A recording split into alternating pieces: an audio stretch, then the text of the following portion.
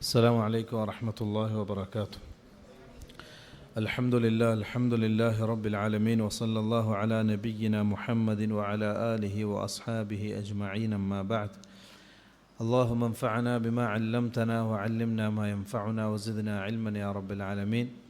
سبحانك لا علم لنا إلا ما علمتنا إنك أنت العليم الحكيم.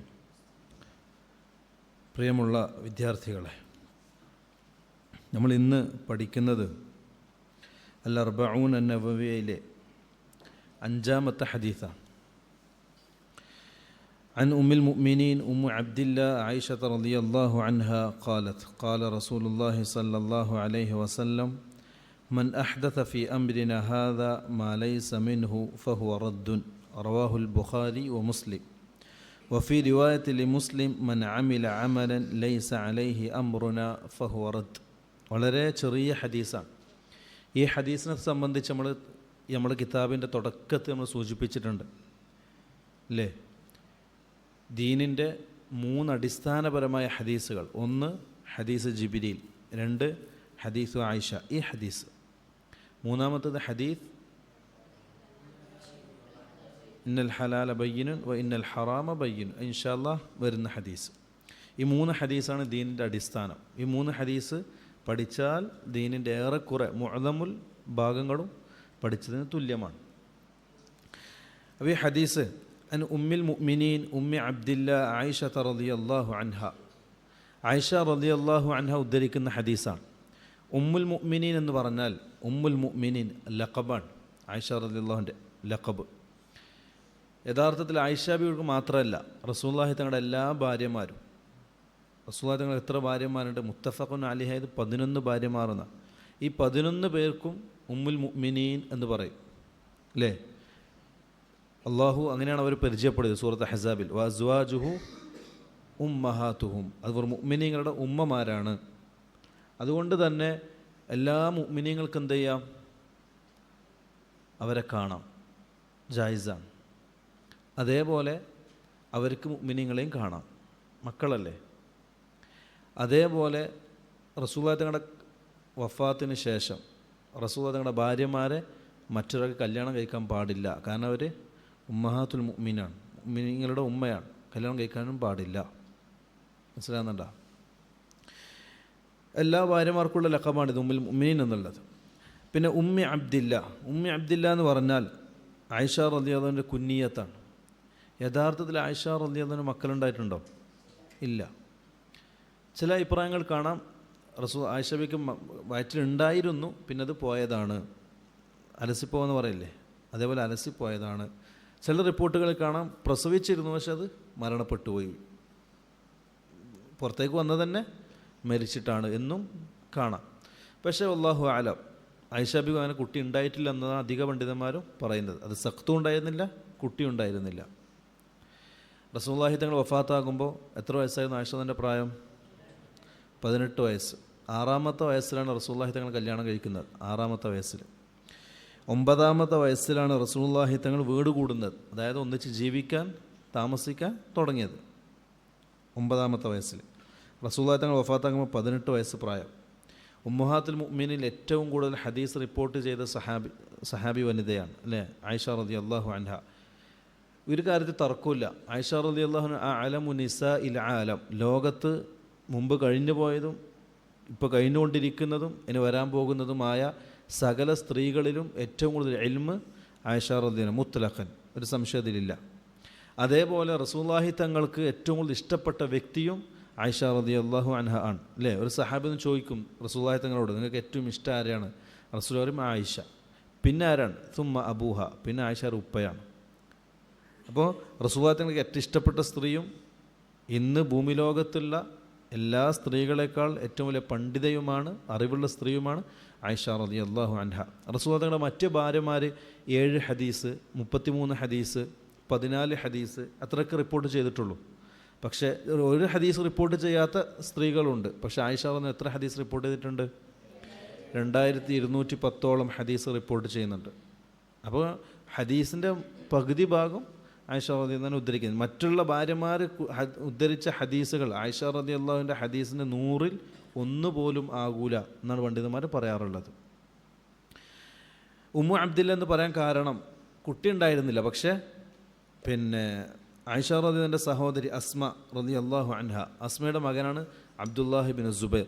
ഈ അബ്ദുല്ലാഹിബിൻ സുബൈറിലേക്ക് ചേർത്തുകൊണ്ടാണ് ഉമ്മു അബ്ദില്ല എന്ന പേര് പറയപ്പെടുന്നത് എന്ന് ചില റിപ്പോർട്ടുകളിൽ കാണാം.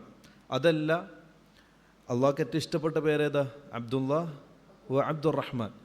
അതുകൊണ്ടാണ് ആയിഷാമിന് ഉമ്മു അബ്ദില്ല എന്ന് ചേർക്കപ്പെട്ട് പറയുന്നത് എന്നും ചരിത്രങ്ങൾ രേഖപ്പെടുത്തിയിട്ടുണ്ട്. എന്നിരുന്നാലും ഉമ്മു അബ്ദില്ല എന്ന കുഞ്ഞത്തിലാണ് മഹദി അറിയപ്പെട്ടത്. ഹിജറ 58 മരണപ്പെടുന്നത്. ഹിജറ 58. ആയിഷ റളിയല്ലാഹു അൻഹ ജനാസക്ക് ഇമാമായി നമസ്കരിക്കുന്നത് അബൂ ഹുറൈറ റളിയല്ലാഹു അൻഹു ആണ്. മദീനയിൽ ബഖീലാണ് മറമാടുന്നത്. മരണപ്പെടുമ്പോൾ പ്രായം 63 വയസ്സ്. റസൂലുള്ളാഹി അതേ വയസ്സായിരുന്നു മരണപ്പെടുന്ന സമയം. ഹിജറ 58 മരണപ്പെടുന്നത്. ആയിഷ റളിയല്ലാഹു അൻഹയാണ് ഹദീസ് ഉദ്ധരിക്കുന്നത്. ഖാലത്ത്, ആയിഷ തന്നെ പറയാണ്, ഖാല റസൂലുള്ളാഹി സ്വല്ലല്ലാഹു അലൈഹി വസല്ലം, റസൂലുള്ളാഹി തങ്ങൾ പറഞ്ഞു, മൻ അഹ്ദഥ ഫീ അംരിനാ ഹാദാ മാ ലൈസ മിൻഹു ഫഹുവ റദ്ദുൻ. അതിൻ്റെ ഈ ഇഅ്റാബിയായ വശം നോക്കും. മൻ അഹ്ദഥ, മൻ ഷർത്തിയാണ്. അഹ്ദഥ ഫീലു ഷർത്ത്, അതായത് ആരെങ്കിലും ഉണ്ടാക്കിയാൽ, പുതുതായി ഉണ്ടാക്കിയാൽ. അഹ്ദഥ എന്ന് പറഞ്ഞാൽ ഇഖ്തറ, പുതുതായി ഉണ്ടാക്കുക. അപ്പോൾ ആരെങ്കിലും പുതുതായി ഉണ്ടാക്കിയാൽ, ഫീ അംരിന, അംരിന എന്ന് പറഞ്ഞാൽ ഐ ഫീ ഷഅ്നിന, അതായത് റസൂലുള്ളാഹി തങ്ങളും സഹാബാക്കളും ഏതൊരു ദീനിലാണോ നിലകൊള്ളുന്നത് ആ ദീൻ. കാരണം വേറെ ചില റിപ്പോർട്ടുകളിൽ ഈ ഹദീസ് തന്നെ ഉദ്ധരിക്കപ്പെടുന്നുണ്ട്. ഫീ ദീനിന എന്ന് കാണാം, അതായത് മൻ അഹ്ദഥ ഫീ ദീനിന എന്ന് കാണാം. അപ്പോൾ ഈ അംരിനോട് ഉദ്ദേശം ദീനുൽ ഇസ്ലാമിൽ റസൂലുള്ളാഹി തങ്ങൾ സഹാബാക്കളും ഏതൊരു ദീനിലാണോ നിലകൊണ്ടത് ആ ദീൻ. ആ ദീനിൽ ആരെങ്കിലും പുതുതായി ഒരു കാര്യം ഉണ്ടാക്കിയാൽ, ഹാദ, ഈ ദീനിൽ എന്ന് പറയാൻ കാരണം ഈ ഹാദ ഇസ്മിഷാറ എന്തിനാ കൊടുത്തതെന്ന് അറിയോ? തൻസീഹൻ അല്ലെങ്കിൽ തഅളീമൻ, ഈ ദീനിനെ ബഹുമാനിക്കൽ. ഈ ദീൻ എന്ന് പറയുമല്ലോ, ഈ കിതാബ് എന്ന് പറയില്ലേ, ഈ മനുഷ്യൻ ബഹുമാന സൂചകം പറയുന്നത്. അതായത് ഫി അംരിന ഹാദ, നമ്മുടെ ഈ ദീൻ, അതായത് ഞാനും എൻ്റെ സഹാബാക്കളും ഏതൊരു ദീനിലാണോ നിലകൊള്ളുന്നത് ആ ദീൻ. മനസ്സിലാകുന്നുണ്ടോ? അതിനാണ് ഈ ഹാദ പറയാൻ കാരണം. അല്ലെങ്കിൽ ഹാദൻ്റെ പ്രസക്തി അവിടെ ഇല്ല. ഫി അംരിന എന്ന് പറഞ്ഞാൽ തന്നെ മതിയാവുമല്ലോ. പക്ഷേ ഹാദ എന്ന് പറയാൻ കാരണം തഅളീമൻ ലിദ്ദീൻ, ഈ ദീനിനെ ബഹുമാനിച്ചിട്ട്. അള്ളാഹിൻ്റെ റസൂലും സഹാബാക്കളും നിലകൊള്ളുന്ന ഈ ദീനിൽ ആരെങ്കിലും പുതുതായി ഒരു കാര്യം ഉണ്ടാക്കിയാൽ, മാ ലൈസ മിൻഹു, ആ ഉണ്ടാക്കിയ കാര്യത്തിൻ്റെ വിശേഷണം അത്. ഏത്? മാ ലൈസ മിൻഹു, ആ ദീനിൽ പെടാത്ത, അതായത് റസൂലുള്ളാഹി തങ്ങൾ പഠിപ്പിക്കാത്ത, ശറഇൽ നിയമമാക്കപ്പെടാത്ത എന്ന് പറയാൻ കാരണം, ചില സുന്നത്തുകളുണ്ടാവും, മഹ്ജൂറായ സുന്നത്തുകൾ. റസൂലുള്ളാഹി തങ്ങൾ പഠിപ്പിച്ചതായിരിക്കും, പക്ഷെ മഹ്ജൂർ, ജനങ്ങളൊന്നും അമൽ ചെയ്യാതെ മഹ്ജൂറായി പോകുന്ന ചില സുന്നത്തുകളുണ്ടാവും. ഒരു ഉദാഹരണം പറയാൻ പറ്റുമോ മഹ്ജൂറായി പോകുന്ന ഒരു സുന്നത്തിന്? ഖുതുബ കുറക്കുക, നിസ്കാരം കൂട്ടുക, പിന്നെ നിസ്കരിക്കുമ്പോൾ ചെരുപ്പിട്ട് നിസ്കരിക്കുക. അതൊക്കെ അങ്ങനത്തെ ചില സുന്നത്തുകൾ മഹ്ജൂറായി പോകുന്ന സുന്നത്തുകളാണ്. അങ്ങനെയുള്ള സുന്നത്താണ് ഒരാൾ ജീവിപ്പിച്ചതെങ്കിൽ ഈ ഹദീസ് ലാനത്തിൽപ്പെടുമോ? ഇല്ല. കാരണം അത് ദീനിലുള്ള കാര്യമാണ്. അതുകൊണ്ട് റസൂൽ പ്രത്യേകം പറഞ്ഞ മാ ലൈസ മിൻഹു, ആ ഹൂ മടങ്ങുന്നത് ദീനിലേക്ക്. അംരിന, നമ്മുടെ അംർ, ദീൻ. ആ ദീനിൽ പെടാത്ത, അത് ശരിയാത്ത് പഠിപ്പിക്കാത്തൊരു കാര്യമാണ് ഒരാൾ പുതുതായി ഉണ്ടാക്കിയാൽ, ഫഹുവ റദ്ദുൻ, അത് തള്ളപ്പെടുന്നതാണ്. ഐ മർദൂദുൻ, അത് തള്ളപ്പെടുന്നതാണ്. ഈ ഫഹുവ റദ്ദുൻ എന്നുള്ള ഇസ്മിയായ ജുംലയാണ് ഏത്? ജവാബ് ഷർത്ത്, അല്ലേ? ജവാബ് ഷർത്തിൻ്റെ കൂടെ ഫ ചേർന്ന് ഒരു നിർബന്ധമായ സ്ഥലമാണ് ഇത്, അറിയില്ലേ? അതായത് ഷർത്ത് ജുംല, ഷർത്തിയായ ജുംല, ആ ജുംലേൻ്റെ ജവാബ് ഇസ്മിയായ ജുംലയോ, അതല്ലെങ്കിൽ ത്വലബിയായ ജുംലയോ, അതല്ലെങ്കിൽ ജാമിദായ ഫീലോ, അതല്ലെങ്കിൽ ഖദ്, മ, ലൻ, സൗഫ, അല്ലെങ്കിൽ സീൻ. ഇതാണ് ശേഷം വരുന്ന ജവാബ് ഷർത്തിൻ്റെ തുടക്കം എങ്കിൽ, ഈ ജുംലേൻ്റെ തുടക്കം ഇതാണെങ്കിൽ ഫ ചേർന്ന് വരൽ നിർബന്ധമാണ്. പഠിച്ചല്ലേ അത്? അൽഫിയ ഇബ്നു മാലിക് പറയുന്നുണ്ട്, അല്ലേ? എന്താ പറയുന്നത്? ഇസ്മിയത്തുൻ ത്വലബിയ്യത്തുൻ വബിജാമിദിൻ വബിമ വഖദ് വലൻ വബിത്തൻഫീസി. ഈ പറയപ്പെട്ട കാര്യങ്ങളാണ് ജവാബ് ഷർത്തിൻ്റെ തുടക്കത്ത് വരുന്നതെങ്കിൽ ഫ ചേർത്ത് കൊടുക്കൽ നിർബന്ധമാണ്. അതാണ് കാണാൻ കാരണം. ഫഹുവ ഹുവ റദ്ദുൻ എന്നുള്ളത് ഇസ്മിയ ജുംലയല്ലേ, ആ ജുംലയാണ് ജവാബ് ഷർത്ത്. അതുകൊണ്ട് തന്നെ ഫ ചേർന്നത് നിർബന്ധമാണ്. അതിന് മാത്രമേ റദ്ദുൻ, റദ്ദു എന്ന് പറഞ്ഞാൽ മസ്തറാണ്. റദ്ദ് റുദ്ദു റദ്ദ്, മസ്തർ ബിമഅന ഇസ്മഫൂൽ. മസ്തർ രണ്ടിൻ്റെ പണിയെടുക്കും. ഇസ്മു ഫായിലിൻ്റെ പണിയും എടുക്കും, ഇസ്മു മഫൂലിൻ്റെ പണിയും എടുക്കും, ചിലപ്പോൾ ഫിയലിൻ്റെ പണിയും എടുക്കും. ഇവിടെ മഫ്ഊലിൻ്റെ അർത്ഥത്തിലാണ്, ഇസ്മു മഫ്ഊലിൻ്റെ അർത്ഥത്തിലാണ്. റദ്ദു എന്ന് പറഞ്ഞാൽ മർദൂദുൻ. ഇതേപോലെ ഖുർആനിൽ അല്ലാഹു ഉപയോഗിച്ചിട്ടുണ്ട്, അറിയോ? വഇൻ കുന്ന ഉലാതി ഹംലിൻ, ഇൻകുന്ന ഉലാത്തി ഹംലിൻ, ഹംല്, ഹമല യഹ്മുലു ഹംല്, എന്താ മസ്തറാണ് ഹംല്. ആ മസ്തർ മാന എന്താ? ഐ മഹ്മൂൽ, ഉലാത്തുൽ മഹ്മൂൽ എന്നാണ് അർത്ഥം. അപ്പോൾ പിന്നെ മസ്ദർ അതിൻ്റെ ഇസ്മുഫാലിൻ്റെയും ഇസ്മോഫൂലിൻ്റെയും ഫിയലിൻ്റെയും പണിയെടുക്കും. ഇവിടെ ബിമാന ഇസ്മഫൂൽ, ഇസ്മഫൂലിൻ്റെ അർത്ഥത്തിലാണ് ഫഹുവ റദ്ദുൻ എന്നുള്ളത്. ഇതാണ് ആ ജുംല. ഇതാണ് ഹദീസ്. റവാഹുൽ ബുഖാരി വ മുസ്ലിം, മുസ്ലിമും ബുഖാരി മുസ്ലിം റിപ്പോർട്ട് ചെയ്യുന്ന ഹദീസാണ്. ഇതേപോലെ വഫി റിവായത്തിൽ മുസ്ലിം, മുസ്ലിമിൻ്റെ റിപ്പോർട്ടിൽ കാണാം, പിന്നെ വേറെ ലഫ്ദുകൾ വ്യത്യാസപ്പെടുന്നു. മൻ അമില അമലൻ, ഇതേ ഹദീസാണ്, പക്ഷേ ഈ പറയപ്പെട്ട ഹദീസിൻ്റെ തഫ്സീറും കൂടിയാണത്. കാരണം ഈ ഹദീസ് എന്താ പറയുന്നത്? റസൂലിൻ്റെ ദീനിൽ റസൂല് പഠിപ്പിക്കാത്ത ഒരു കാര്യം പുതുതായി ഉണ്ടാക്കിയാൽ അത് തള്ളപ്പെടുന്നതാണ്, അല്ലേ? അത് തള്ളപ്പെടുന്നതാണ്. അതിൻ്റെ തഫ്സീറാണ് അടുത്ത ഹദീസ്. മൻ അമില അമലൻ, മൻ അമില, അതേപോലെ മറ്റേ ഷർത്തിയ, മൻ അമില അമലൻ, ഒരാളൊരു പണി ചെയ്യുകയാണെങ്കിൽ, ഒരു അമല് ചെയ്യുകയാണെങ്കിൽ, അത് ഇബാദത്താകാം, മുആമലത്താകാം, എന്തുമാകാം. ലൈസ അലൈഹി അംറുന, അതിൽ നമ്മുടെ ശരീഅത്ത് നിയമമായിട്ടൊന്നുമില്ല, റസൂലിൻ്റെ കൽപ്പന ഇല്ലാത്തൊരു കാര്യം, ഫഹുവ റദ്ദുൻ ഐ മർദൂദ്, അതും തള്ളപ്പെടുന്നതാണ്. ഇതാണ് ഹദീസ്. ഈ ഹദീസ് മറ്റേനേക്കാൾ ആമാണ്, അതിൻ്റെ തഫ്സീറാണ്. എന്തിൻ്റെ അടിസ്ഥാനത്തിൽ വെച്ചാൽ മേലായത് മൻ അഹദസ്, ആരെങ്കിലും പുതുതായി ഉണ്ടാക്കിയാൽ, ഇവിടെ മൻ അമില അമലൻ, ഉണ്ടാക്കിയാലും ശരി, ഇതിന് മുമ്പ് ആരെങ്കിലും ഉണ്ടാക്കിയത് പിന്തുടർന്ന് ചെയ്താലും ശരി. മനസ്സിലായോ? ഇവനായിട്ട് തുടങ്ങിയതാണെങ്കിലും ശരി, മുമ്പ് ഒരാൾ തുടങ്ങി വെച്ചതിൻ്റെ അമൽ ചെയ്തതാണെങ്കിലും ശരി. അതേപോലെ വേറെ എന്ത് കിട്ടുന്നത്? ഇവിടെ അമൽ കൊണ്ട് ഉദ്ദേശിക്കുന്നത് എല്ലാ അമലും പെട്ട്, ഇബാദാത്തും പെട്ട്, മുആമലാത്തും പെട്ട്. ശറഅ് പഠിപ്പിക്കാത്ത മുആമലാത്തുകൾ, ശറഅ് പഠിപ്പിക്കാത്ത ഇബാദാത്തുകൾ, ഇതെല്ലാം ബാത്തിലാണ്, തള്ളപ്പെടുന്നതാണ് എന്നാണ് ഈ ഹദീസ് പഠിപ്പിക്കുന്നത്. ഈ ഹദീസ് എന്ന് പറഞ്ഞാൽ പിന്നെ അസ്ലാണ്, ദീനിൻ്റെ അടിസ്ഥാനമാണ്. എല്ലാ കാര്യങ്ങളും, പ്രത്യേകിച്ച് തുല്ലാബുൽ ഇൽം, അവരുടെ എല്ലാ മസ്അലകൾക്കും ഈ ഹദീസ് തെളിവായിട്ട് വരും. എല്ലാ വിഷയത്തിനും, ഏത് വിഷയം പഠിച്ചാലും ഈ ഹദീസ് അതിലുണ്ടാവും. എന്തെങ്കിലും ഒരു നിലക്ക് തെളിവായിട്ട് ഈ ഹദീസ് ഉണ്ടാവും. ഇമാം മാലിക് റഹ്മത്തുള്ളാഹി പറഞ്ഞല്ലോ ഈ ഹദീസിൻ്റെ പ്രാധാന്യത്തെ സംബന്ധിച്ച്, ബിദ്അത്തുമായി ബന്ധപ്പെട്ട് എന്ത് കാര്യങ്ങൾ വന്നാലും ഈ ഹദീസ് തെളിവാണ്, അതൊക്കെ ഇല്ലായ്മ ചെയ്യാൻ. ഇമാം നവവി തന്നെ ഈ ഹദീസ് വിശദീകരിക്കുന്നുണ്ട് ഷർഹ് മുസ്ലിമിൽ. പിന്നെ അതേപോലെ തന്നെ ബിദ്അത്ത് എന്ന് പറഞ്ഞാൽ എന്താ? ബിദ്അത്ത് എന്ന് പറഞ്ഞാൽ എന്താ? ഷാത്തിബി റഹ്മത്തുള്ളാഹി ബിദ്അത്തിനെ വിശദീകരിക്കുന്നത്, ബിദ്അത്ത് എന്ന് പറഞ്ഞാൽ ത്വരീഖത്തുൻ മുഖ്തറഅത്തുൻ തുലാഹി അശ്ശരീഅ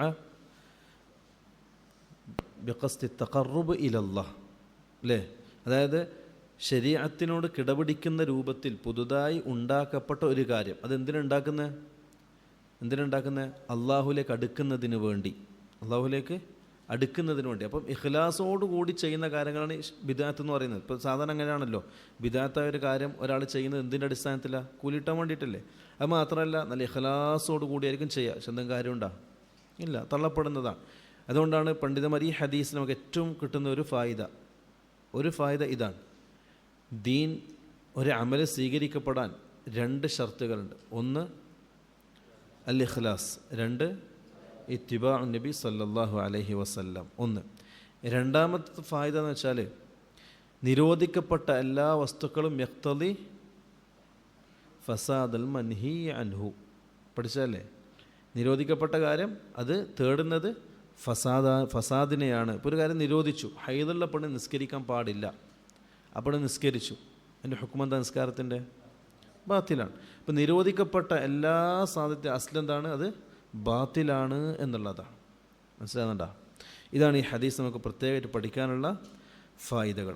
മാത്രമല്ല ബിദ്അത്തിൻ്റെ ഗൗരവം മനസ്സിലാക്കണം. ബിദ്അത്ത് പണ്ഡിതന്മാർ പല രൂപത്തിലാക്കുന്നുണ്ട്. മക്രൂഹായ ബിദ്അത്ത്, ഹറാമായ ബിദ്അത്ത്. ഹറാമായ ബിദ്അത്താണ് ഏത്? ളലാലത്തിലാകുന്ന ബിദ്അത്ത്.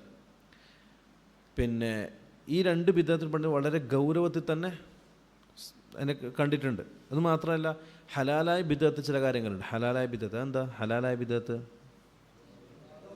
അല്ലേ? ലുഗവിയായ ബിദ്അത്ത്. ഖാദി അബു യൂസുഫ്, നമ്മളെ ഇമാം അബൂ ഹനീഫൻ്റെ ശിഷ്യൻ ഖാദി അബു യൂസുഫ് ഹാറൂൻ റഷീദിൻ്റെ വീട്ടിൽ സൽക്കാരത്തിന് പോയി. ഹാറൂൻ റഷീദ് ആരാ? രാജാവാണ്. ഹാറൂൻ റഷീദിൻ്റെ വീട്ടിൽ സൽക്കാരത്തിന് പോയി. അങ്ങനെ അവിടെ നിന്ന് ഭക്ഷണം കഴിക്കുന്ന സമയം ഹാറൂൻ റഷീദ് സേവകനോട് പറഞ്ഞു സ്പൂൺ എടുത്തിട്ട് വരാൻ, തിന്നാൻ വേണ്ടി സ്പൂണ്. അപ്പോൾ അബൂ യൂസുഫ് ചോദിച്ചു, അള്ളാഹു ഖുർആനിൽ പറഞ്ഞിട്ടില്ലേ വലഖദ് കറംനാ ബനി ആദം, അല്ലേ? ഇതിൻ്റെ അർത്ഥം ആദം സന്തതികളെ നാം ബഹുമാനിച്ചിരിക്കുന്നു. ആ ആയത്തിന് ഇബ്നു കസീർ റഹ്മത്തുള്ളാഹി തഫ്സീർ കൊടുത്തത് മനുഷ്യൻ അള്ളാഹു ബഹുമാനിച്ചു. എങ്ങനെ? അവൻ കൈകളെ കൊണ്ട് തിന്നുന്നു, കന്നുകാലികളെപ്പോലെ വായ കൊണ്ടല്ല അവൻ തിന്നുന്നത്. നമ്മളിങ്ങനെ തലയിട്ടിട്ടാണ് തിന്നൽ? അല്ലല്ലോ, കൈ കൊണ്ടല്ല തിന്നാ. അത് ഈ മനുഷ്യൻ അള്ളാഹു ബഹുമാനിച്ചതിൻ്റെ അടയാളമാണ് എന്ന് ഇബ്നു കസീർ തഫ്സീർ കൊടുക്കുന്നുണ്ട്. എന്നിട്ട് അബൂ യൂസുഫ് പറയാണ്, നിങ്ങൾ ഈ സ്പൂൺ കൊണ്ട് തിന്നതിനേക്കാൾ നല്ലത് കൈ കൊണ്ട് തിന്നലാണ് എന്നല്ല ഇബ്നു അബ്ബാസ് റളിയല്ലാഹു അൻഹു തഫ്സീർ നൽകിയത്. സ്പൂൺ കൊണ്ട് തിന്ന ബിദഅത്താണോ? അല്ല. റസൂലുള്ളാഹി കൈ കൊണ്ടാണ് തിന്നത്, അല്ലേ? റസൂൽ 3 വിരലിനെ കൊണ്ടായിരുന്നു തിന്നത്. ഈ 3 വിരലിനെ കൊണ്ടാണ് റസൂൽ തിന്നിട്ടുണ്ടായിരുന്നത്. ഇന്ന് സ്പൂണോട് തിന്ന് ബിദഅത്താണോ? അല്ല. പക്ഷെ അതുപോലും പണ്ഡിതന്മാർ വെറുത്തിരുന്നു എന്ന്. അപ്പോൾ ദീനിൽ ഒരു പുതിയ കാര്യം ഉണ്ടാക്കിയതിൻ്റെ അവസ്ഥ എന്തായിരിക്കും? പാടെ തള്ളപ്പെടേണ്ടതാണ്. വളരെ ഗൗരവത്തോട് കാണേണ്ട ഒന്നാണ് ബിദഅത്ത്. വേറെ പല ഹദീസുകളിലും കാണാം, ബിദഅത്തുകാരൻ്റെ തൗബ സ്വീകരിക്കൂല, അവൻ്റെ അമാലുകൾ സ്വീകരിക്കൂല, ആ ബിദഅത്ത് ഒഴിവാക്കുന്നത് വരെ എന്ന്. അള്ളാഹു ബിദഅത്തിൽ നിന്നും ബിദഅത്തിൻ്റെ ആൾക്കാരെ നമ്മളെ കാത്തു രക്ഷിക്കുമാറാകട്ടെ. ഹാദാ വല്ലാഹു അഅലം വസല്ലല്ലാഹു അലാ നബിയിന മുഹമ്മദിൻ വഅലാ ആലിഹി വസഹ്ബിഹി വസല്ലം.